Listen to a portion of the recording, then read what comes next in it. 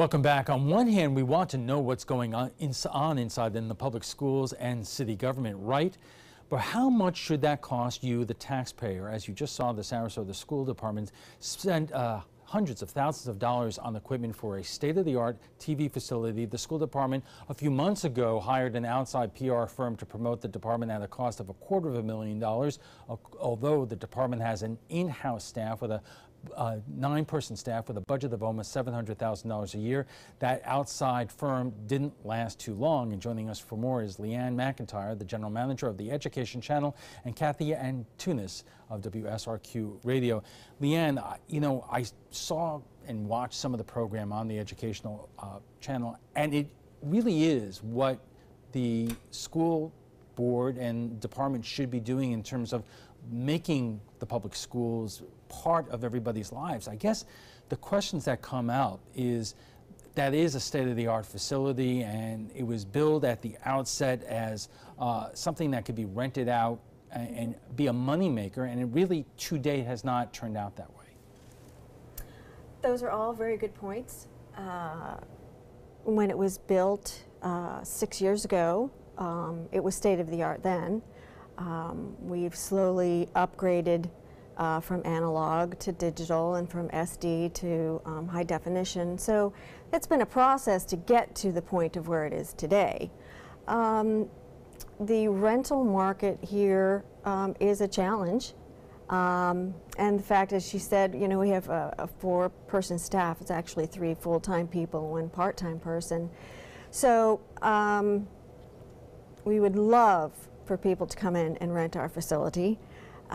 That takes time and effort, and sometimes you have to prioritize. So how are you spending your money if your priority is to air programming? Was there an assumption at the outset that there would be more of a rental market than actually turned out to be?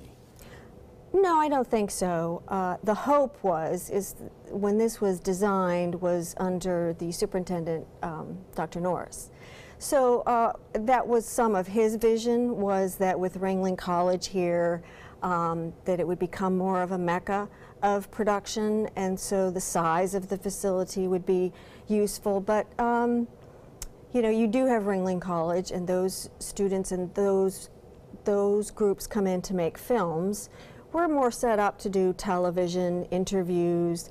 We have had people come in, they love the green screen for YouTube, headshots. Kathy, let me get you in here. What is the perception in the community about the Educational Channel and how much money it was spent on it, and is it delivering what people want? Well, I'd have to dial it back a bit, and I think one fundamental question is this really the best way to communicate with the community about what's going on in schools? Is it the most cost-effective way to do that?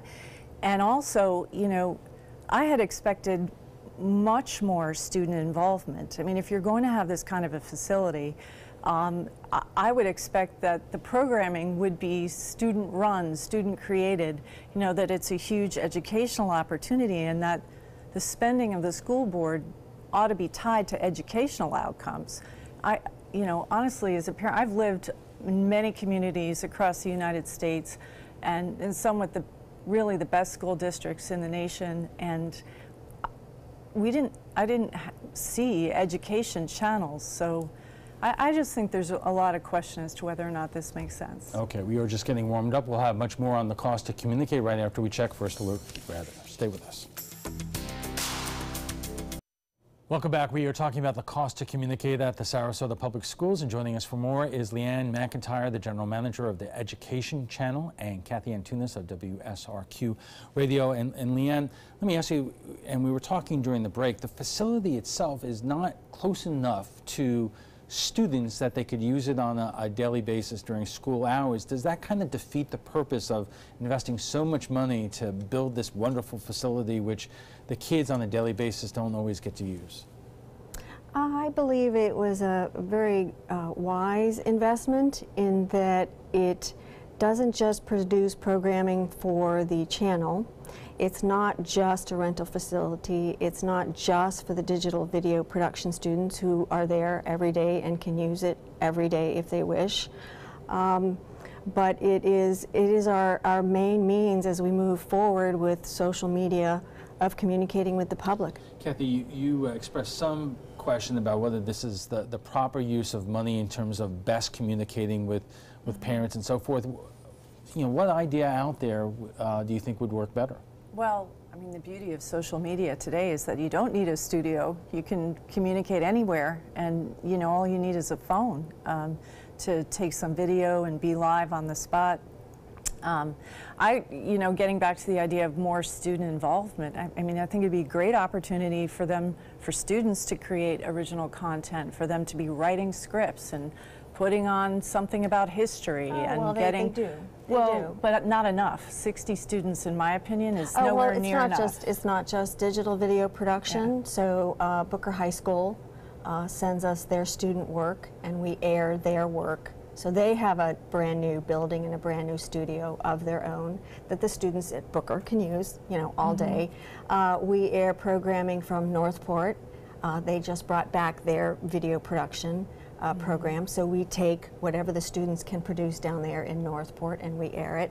So it's a partnership of whatever schools do have video production, students who are interested in it, working at their schools, covering their schools so that we know those schools are at least getting their stories told. And then we are able to air it. The investment of reaching such a diverse population of Sarasota, of the age group that's on Instagram. So yes, you need to be producing things on photos with hashtags on your phone. The older generation and some grandmothers and older parents who are on Facebook, mostly women. Our YouTube viewage is up to over 250,000 views. So the money is spread across every medium available. Would you say that the facility itself and some of the studios inside it, some of the technology spaces are underutilized and have been for years? No, I wouldn't say they're underutilized. I think anything could always be utilized more. But if you're talking high school students, they're in and out by 2 o'clock in the afternoon. So you do sit there with a big block of time during the day when the students aren't in school. Yeah. So that's why we have our internships, and they work with us after school. Kathy, and then I have another question. No, I just think that actually, given the opportunity, there might be many high school students who would want to be on site and producing their own content. It just seems to me that there are some opportunities to improve its use. Of course, we're having this conversation just a couple months after the school department spent an awful lot of money to hire an outside PR firm. I didn't really quite understand that when it happened. It was a $250,000 when the school district has a 9-person staff. And you know, we know what happened with that PR firm. They went away quite quickly, but the school department still wants to hire somebody to handle this. And what kind of questions did that raise with you, Kathy? Well, you know, if you're going to spend money, you've got to be asking what's the end result? What's the end game? What are you trying to achieve with that spend? And for the life of me, I can't figure out why a school district needs a PR firm. Especially when you have a 9-person staff focused on communications. You know, that particular firm raised a lot of questions in their tactics, online trolling basically, using fake media profiles that were linked to that firm's IP address, political connections with actually perhaps at least one member of the school board and a major developer in the area that funds campaigns. So it raised a lot of eyebrows, and why is that necessary? Have we gotten an adequate explanation about why you need some kind of PR guru outside of the department you had? We know the folks there, Scott Ferguson and his crew, they do a pretty good job in getting back to you and setting up stories when you want to do them. Yeah, no, I would say absolutely not. I don't think that particular spend has not been explained or justified to the satisfaction of, I'd say, most people in this community. We frankly think it's crazy for a school board to need a PR firm. And I actually did a little bit of research on this. Within the PR industry, there appears to be an effort to capture new business by selling their services to school districts. You know, is that part of this corporate charter school initiative that we're seeing around the country. I mean, it raises a lot of questions that I think deserve answers, because again, you know, my kids have gone to public schools. I went to public schools. Nobody hired a PR firm. I mean, I've never seen that before, and I think that question is on the minds of a lot of people. Well, Leanne, let me ask you another question about the TV channel, because obviously all school districts are under budgetary pressures, especially with the education bill from last year, which is basically, you know, cutting, you know, some money out of spending.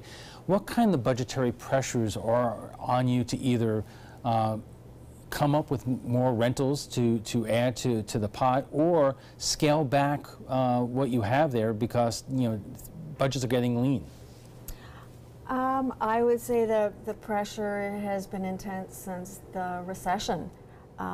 Since then, we've lost most of our staff that we had when we first started in 1999.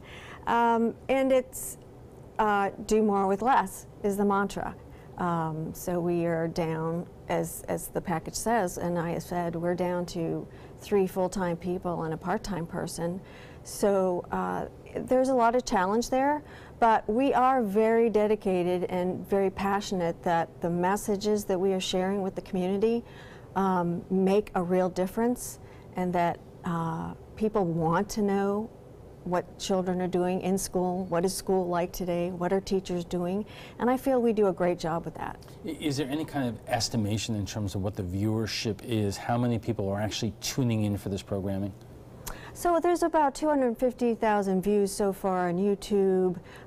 We just did a digital town hall live on Facebook that had, I think we're almost up to 2,000 views on that. I mean, as you know, if you want TV ratings, you have to pay Nielsen, so I don't think the school district wants to spend money that way. We have to take a quick break, and we'll be back for final thoughts in a moment. And our guest joining us right now for final thoughts. Leanne, let me end with you in terms of what do you want people to take away from this discussion about the education channel, which provides a lot of good information, but the question is, in these times, does the school department need a facility as high-tech and as big and away from where most kids are on a daily basis? I think today more than ever, the school district needs a communication department, and it's 7 people, that has the ability to produce video for any format to reach any person wherever they are at any time.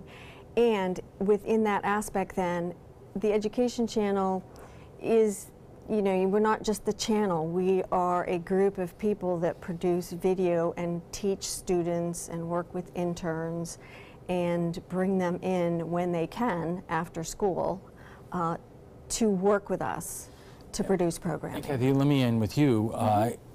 What is the perception in terms of how the school department has done in terms of its communication efforts? If you have a state-of-the-art, you know, television studio, but you also have some, you know, fumbles, let's say, in terms of the PR arm. Yeah, well, I would say that, you know, educational outcomes speak for themselves. I think it's concerning in the community if the perception of the school board is focusing on putting out content for public consumption versus educating students. So in my view, and I think a lot of people share this view, if there's a studio, boy, it should be crawling with students, and they should be utilizing it as often as possible, more than 60. Okay, we'll have to leave it there. But before we go, we want to share with you what some of you had to say about Friday's show on the Week in Politics. We invited all 3 candidates running for the vacant seat in the House District 72 to debate on our show. Both Libertarian Allison Foxall and Democrat Margaret Good have accepted. Neither Republican James Buchanan or anyone from his campaign team have returned our phone calls.